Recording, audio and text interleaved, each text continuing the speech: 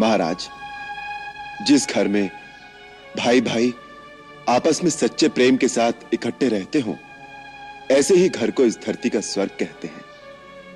आप दोनों भाई इकट्ठे क्यों नहीं रह सके, ये बड़े दुख की बात है। आप दोनों में शत्रुता किस कारण हो गई, ये मैं जानना चाहता हूं। दो भाइयों के बीच में शत्रुता सचमुच बड़े शोक की बात है, परंतु बाली ने बहुत तिरस्कारपूर्ण बर्ताव मेरे साथ किया है। उसने लात मारकर मुझे राज्य से निकाल दिया। इतना ही नहीं, मेरी स्त्री को भी, जो मुझे प्राणों से भी अधिक प्रिय है, उसने छीन लिया। जितने मेरे शुभचिंतक साथी थे, इन सबको बंदी बना लिया है।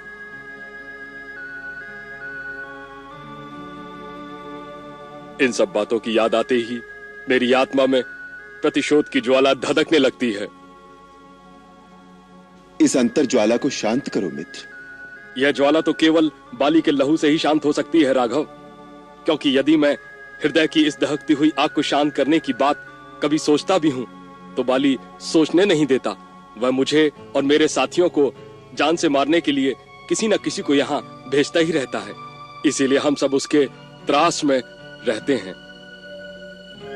आपको देखकर जब हमारे गुप्तचर ने सूचना दी, तो थोड़ी देर के लिए हम डर गए थे कि आप भी उसी दुष्ट के भेजे हुए हैं, हमें मारने आए हैं। इसीलिए हमने हनुमान को वेश बदलकर आपका भेद जानने के लिए भेजा था। यह अवस्था तो बड़ी विषम है, क्योंकि जब कोई पुरुष हिम्मत हार कर इस प्रकार उत्साहहीन हो जाता है, तब उसके जीवन में हर घड़ी हर पल एक भय, एक आशंका के स्वर गूंजते रहते हैं। फिर उसमें कभी पुरुष साहस और पुरुषार्थ के भाव का उदय नहीं हो सकता। ऐसा पुरुष कभी विजय नहीं हो सकता। जो विजयी होने का सपना ना देखे, वो युद्ध की तैयारी कैसे करेगा? मैं आपसे ऐसा कह रहा हूं, इसके लिए मेरी धृष्टता को क्षमा करें महाराज, परंतु शास्त्र कहता है, व्यसने वार्थ कृच्छे वा भय वा जीवतांतके विमृशंशय सोया बुद्धिया धृतिमान नवसीदति। अर्थात शोक में, अर्थ संकट में अथवा प्राणांतकारी भय के उपस्थित होने पर जो अपनी बुद्धि से दुख निवारण के उपाय को सोचता हुआ धैर्य धारण करता है, वो दुख पर विजय पाता है। इसलिए आप शोक और भय को अपने ऊपर प्रभाव डालने का अवसर ना दें, बल्कि प्रसन्नचित्त होकर पुरुषार्थ का आश्रय लें। मैं यह मित्रता के नाते सलाह दे रहा हूं, कोई उपदेश नहीं दे रहा। तुम ठीक कह रहे हो लक्ष्मण, परंतु जिसका शत्रु बाली जैसा बलशाली हो, जिसे सारी धरती पर कहीं आश्रय पाने का स्थान न मिले, उसके लिए धैर्य धारण करना बड़ा कठिन कार्य है। अब आप दोनों के आ जाने से मेरा इतना साहस बढ़ गया है कि मुझे फिर से आशा होने लगी है। आशा को कभी छोड़ना नहीं चाहिए मित्र। लक्ष्मण ठीक कहता है, जो आशा रखता है वो सदा विजयी होता है। प्रभु, यह कहने के लिए ठीक है, परंतु आप बाली की शक्ति का अनुमान नहीं लगा सकते। युद्ध में जब उसने मेरे ऊपर घूंसों का प्रहार किया, तो ऐसा लगता था जैसे उसका हाथ नहीं, इंद्र का वज्र हो। परंतु आपने उसका ऐसा क्या बिगाड़ा था जो उसने आप पर इतना घोर अत्याचार किया? कुछ नहीं प्रभु, मैं तो सदा उसकी सेवा ही करता रहा हूं। पिता की मृत्यु के पश्चात जब से वह राजा बना और मुझे युवराज बनाया, तब से मैं एक दास की भांति उसकी सेवा ही करता आया हूं। हमारी किष्किंधा नगरी धरती के नीचे एक विशाल गुफा में बसी हुई है। नगर के बीचों बीच हमारा राजमहल है। हम वहीं बड़े सुख और आनंद से रहते थे, बाली तारा के साथ और मैं अपनी पत्नी रूमा के साथ। मेरे मन में कभी बाली के प्रति लेश मात्र भी वैमनस्य का भाव नहीं रहा। उन्हीं दिनों मायावी नाग के एक पराक्रमी दानव से स्त्री के कारण बाली की घोर शत्रुता हो गई।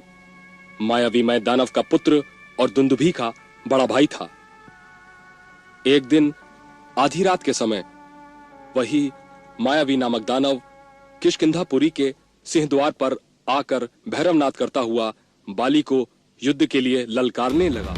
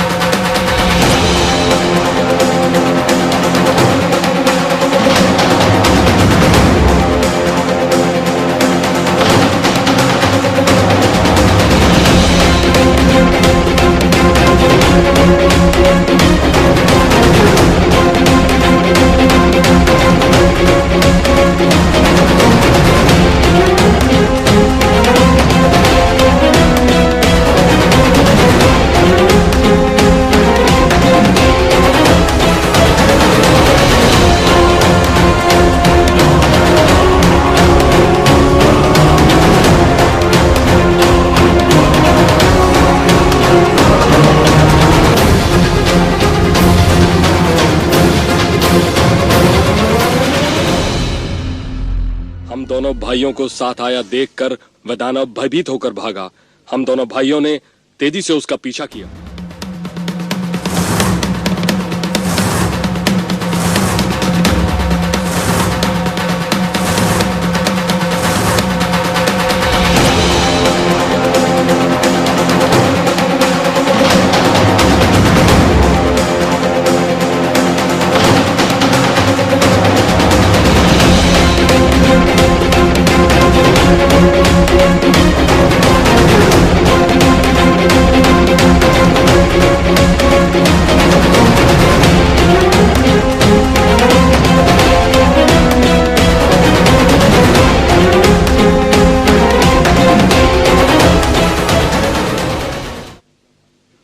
बाली की आज्ञा पालन के लिए मैं कंदरा के बाहर खड़ा प्रतीक्षा करता रहा। दिन पर दिन, मास पर मास बीतते गए। वहीं प्रतीक्षा करते हुए 1 वर्ष बीत गया।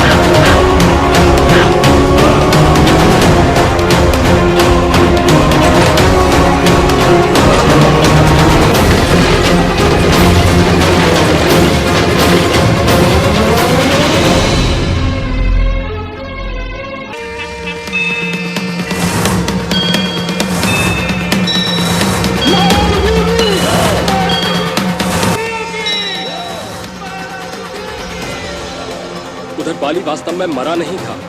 लहू जो गुफा से बाहर निकला था उस मायावी दानव का था जिसे बाली ने मार डाला था, उसका वध कर दिया था। बाली गुफा के द्वार पर जब आया उसने देखा कि कोई गुफा के मुंह पर एक बड़ा पत्थर रख कर गया है। इससे उसे मेरे ऊपर बहुत क्रोध आया। उसने सोचा कि मैंने उसके साथ विश्वासघात किया। किसी प्रकार वह इस पत्थर को तोड़कर बाहर निकला, सीधा किष्किंधा आ गया। उस समय मैं राज दरबार में था। बाली वहीं सीधा आ गया।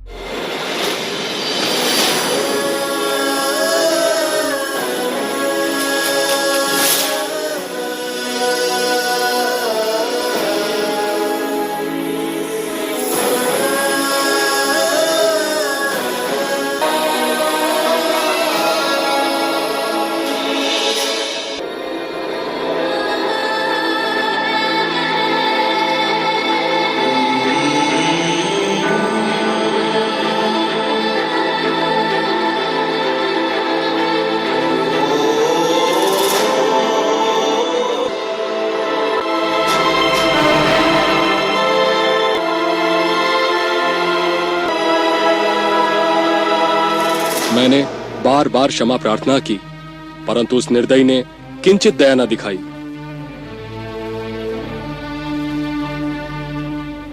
उस समय वह मुझे मार डालता, परंतु मैं किसी प्रकार प्राण बचाकर वहां से भागा। उसने धरती के चारों कोनों में मेरा पीछा किया। बाली के डर से मुझे किसी ने भी शरण नहीं दी। जब मुझे कोई स्थान सुरक्षित दिखाई नहीं दिया तो मैं इस ऋषिमुख पर्वत पर चला आया, क्योंकि मतंग मुनि के श्राप से बाली यहां नहीं आ सकता। सारी धरती पर यही एक स्थान बाली से सुरक्षित था। परंतु ऋषिमुख पर्वत पर वो क्यों नहीं आ सकता? बाली ने जब दुंदुभी नाम के दानव को मारा था, उसके मृत शरीर को दोनों हाथों पर उठाकर बड़े वेग से 4 कोस दूर फेंक दिया। वेग से फेंके गए उस दानव के मुख से निकली हुई रक्त की बूंदें हवा में उड़कर मतंग मुनि के आश्रम पर गिरी। उन रक्त बिंदुओं को देखकर मुनि को बड़ा क्रोध आया और वे सोचने लगे कि रक्त के छींटे किसने डाले हैं। मुनि ने आश्रम से बाहर निकलकर देखा कि एक पर्वताकार भैंसे के रूप में निर्जीव राक्षस धरती पर पड़ा है। उन्होंने अपनी तपस्या के प्रभाव से जान लिया कि यह वानरराज बाली की करतूत है। अतः क्रोध में आकर बाली को बड़ा भयंकर श्राप दिया। जिसने रक्त के छींटे डालकर मेरे आश्रम को अपवित्र किया है, वो आज से इस वन में प्रवेश न करे। यदि वो ऐसा करेगा तो उसकी मृत्यु हो जाएगी। मेरे आश्रम के चारों ओर 1 योजन की भूमि में जब वो पैर रखेगा तो अपने प्राणों से हाथ धो बैठेगा। ये सुनकर बाली दौड़ा हुआ महर्षि के पास गया और हाथ जोड़कर लगा क्षमा याचना करने, परंतु महर्षि ने उसका आदर नहीं किया। वे चुपचाप अपने आश्रम में चले गए। बाली श्राप के भय से व्याकुल हो गया। तब से वो न तो इस महान पर्वत पर आना चाहता है और न ही इसे देखने का विचार रखता है। यहां उसका प्रवेश असंभव है। यही जानकर महाराज सुग्रीव अपने मंत्रियों के साथ निर्भय होकर इस वन में विचरते हैं और ऋषिमुख पर्वत पर वास करते हैं। प्रभु, बाली ने महाराज सुग्रीव के अन्य मंत्रियों और मित्रों को कारागार में डाल दिया है और उनकी पत्नी रूमा को भी छीन लिया है। धिक्कार है। यह अपराधी उसे मृत्युदंड देने के लिए पर्याप्त है।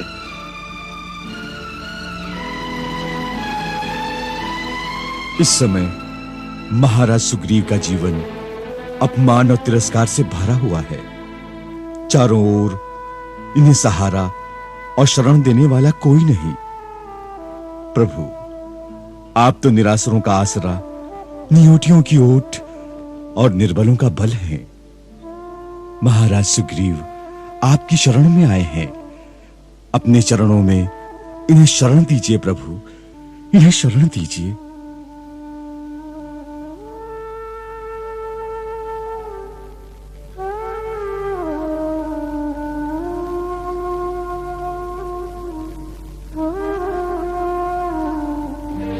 हे महावीर, रघुकुल वालों की रीति है कि वो शरण में आने वाले के गुण दोषों को नहीं देखते।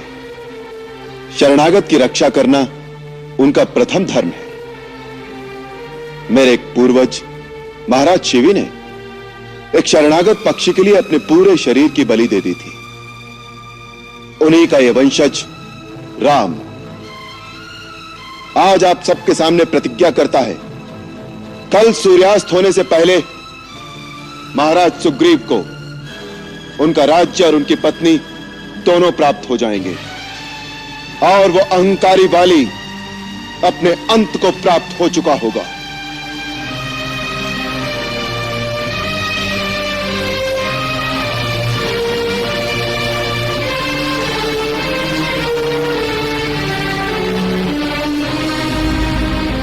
ऐसी कोई आशंका तो नहीं है प्रभु।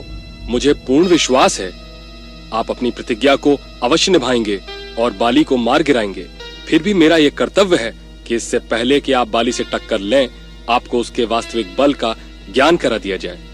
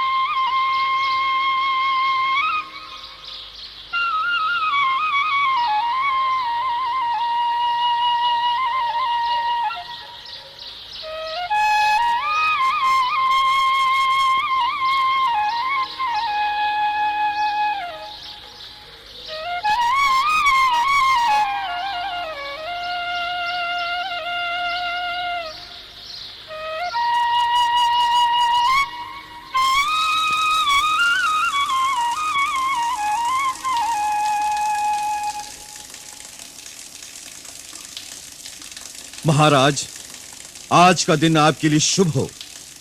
श्री राम की प्रतिज्ञा के अनुसार आज सूर्यास्त से पहले आप किष्किंधा नरेश होंगे।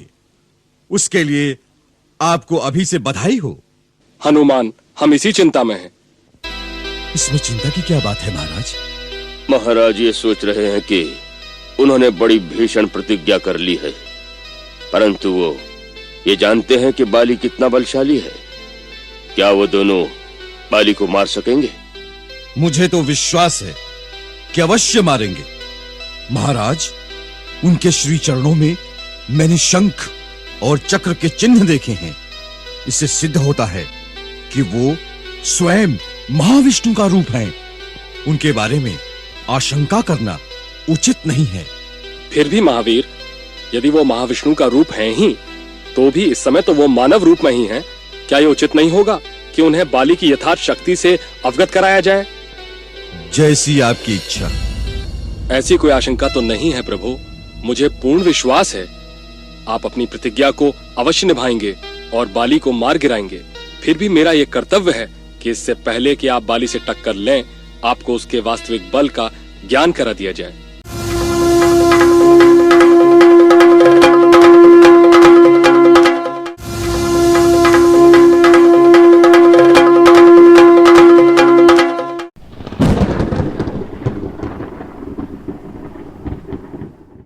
सर्वप्रथम हम सबका कर्तव्य यही है कि चारों ओर भाभी की खोज कराई जाए। परंतु उस अभियान के लिए ये समय उपयुक्त नहीं है लक्ष्मण। सुग्रीव, 9 मासा बीतने के पश्चात एक दिन की भी देरी न कीजिएगा।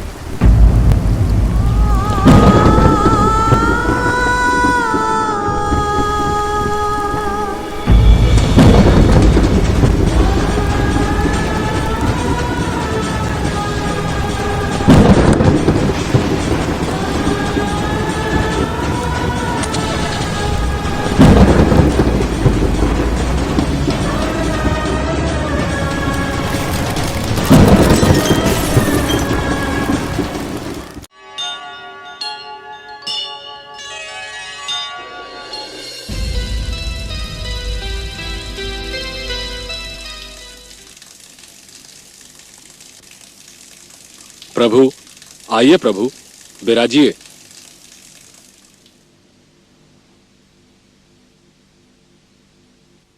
प्रभु, महाराज सुग्रीव आपसे कुछ निवेदन करना चाहते हैं। क्या कहना चाहते हैं? महाराज को कुछ आशंका है। आशंका? कहो मित्र, कैसी आशंका है? ऐसी कोई आशंका तो नहीं है प्रभु। मुझे पूर्ण विश्वास है आप अपनी प्रतिज्ञा को अवश्य निभाएंगे और बाली को मार गिराएंगे। फिर भी मेरा यह कर्तव्य है कि इससे पहले कि आप बाली से टक्कर लें, आपको उसके वास्तविक बल का ज्ञान करा दिया जाए। अच्छी बात है मित्र, बताइए उसका बल। प्रभु, बाली के शरीर में धरती, जल, अनल, अनिल इन चारों तत्वों का सम्मिलित बल है।